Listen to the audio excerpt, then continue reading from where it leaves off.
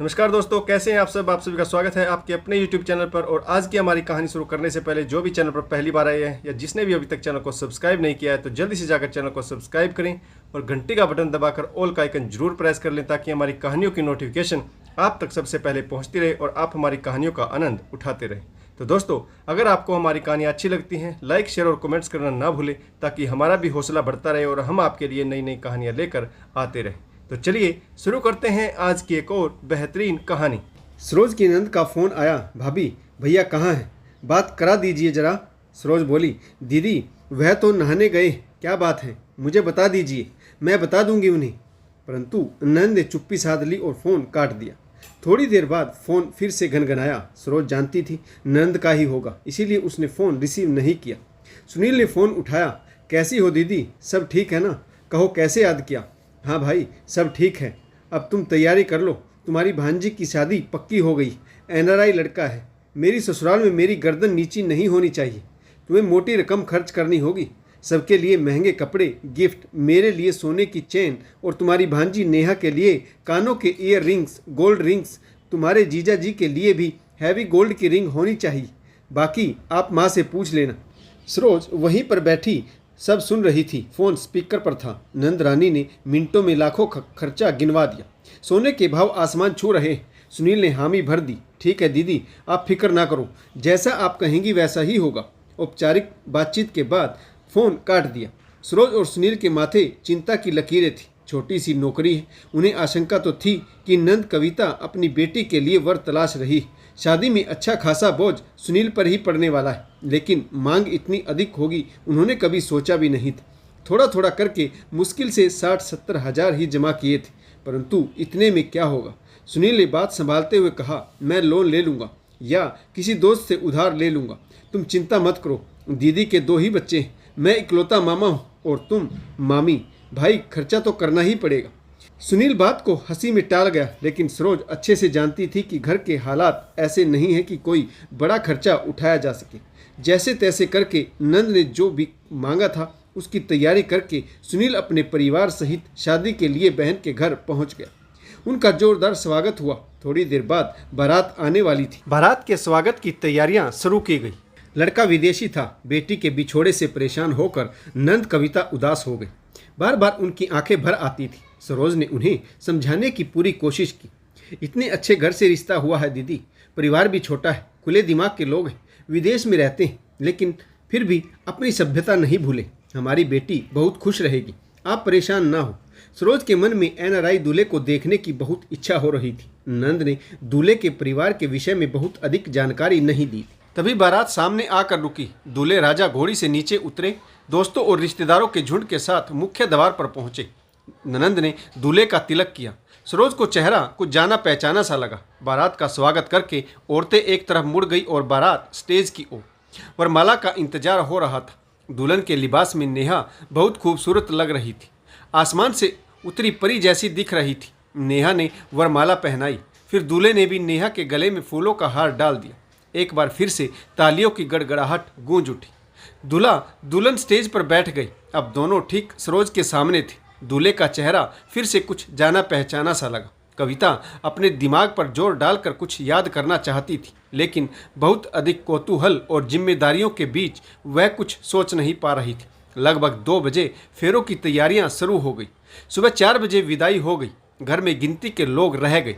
Saroj kitchen में नाश्ते की तैयारी करवाने लगी। सभी रात भर के जागे हुए थे। सोने का किसी का मन नहीं हो रहा था। घर में लड़कियों से ही रौनक होती। आज सभी महसूस कर रहे थे कि बेटी की विदाई पर मन कितना उदास हो जाता है। बहुत सारे रिश्तेदार सुबह होते ही विदा हो गए। अब बारी सुनील और उसके परिवार की विदाई की थी। नंद ने उनके द्वारा लाए हुए सामान की भूरी भूरी प्रशंसा की और अपनी तरफ से महंगे गिफ्ट दिए। साथ ही दूल्हे के पक्ष की ओर से सभी रिश्तेदारों के लिए लाए गए गिफ्ट भी उन्होंने दिए। सरोज सोचने लगी, विदेशी लोग हैं, भारत में तो लड़के वाले सिर्फ लेना जानते हैं, कौन लड़की वालों को गिफ्ट देता है। नंद ने लड़के वालों की तरफ से दिया हुआ गिफ्ट बड़े ही प्यार से सरोज को थमा दिया। 2 घंटे बाद सरोज और सुनील परिवार सहित अपने घर पर थे। नंद ने बहुत रोका कि 1-2 दिन और रुक जाओ, घर को व्यवस्थित करने में सहायता मिल जाएगी, परंतु सुनील को ड्यूटी भी जाना था। सिर्फ 2 दिन की छुट्टी ही मिली थी। सरोज रास्ते भर दूल्हे के चेहरे को याद करने की कोशिश करती रही। अतीत से कड़ियाँ जोड़ना चाह रही थी, परंतु कहीं कोई कड़ी जुड़ नहीं पा रही थी। वह बहुत अधिक उत्सुक थी।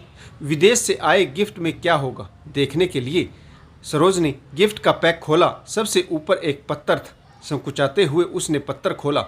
माँ, यह मेरा आखिरी खत है। इसके बाद तो मैं आपसे मिलता ही रहूँगा।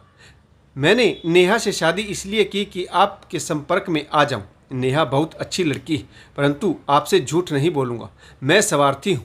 मैं अपनी माँ से मिलना चाहता था जिंदगी भर के लिए, इसीलिए नेहा से शादी की। आप भूल गई क्या अपनी गुड्डू को? मैं एक दिन भी नहीं भूला। माँ, दादा दादी ने मुझे बहुत प्यार दिया। चाचा चाची ने मुझे विदेश में अपने पास रखा, योग्य बनाया। मुझे इनसे कोई शिकायत नहीं। बस आपसे एक प्रश्न पूछना चाहता हूँ, आप मुझे क्यों छोड़ गई थी? क्या मजबूरी थी आपकी? पापा के जाने के बाद आपने मुझे क्यों छोड़ दिया? आपको इसका जवाब देना ही होगा। मुझे इंतजार रहेगा आपका राजा बेटा गुड्डू। सरोज की आंखें छलछला गई। आंसुओं से पूरा पत्थर भीग गया। प्रतीक, मेरा बेटा, हैरानी पूर्वक सरोज के मुंह से निकला। सालों पुराने जख्म हरे हो गए। वह फपक कर रो पड़ी। कुछ देर रोती रही, फिर अपने आप से ही बातें करते हुए बोली, मैं तुम्हें कैसे बताऊं बेटा, तुम बहुत छोटे थे। यह निर्णय तुम्हारे दादा दादी का था। तुम्हारे पिताजी दुर्घटना में चल बसे।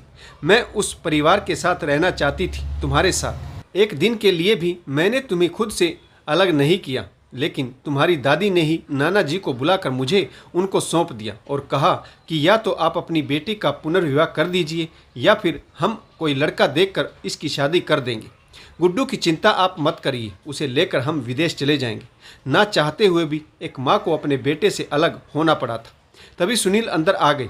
सरोज उन्हें देखकर फिर से रो पड़ी।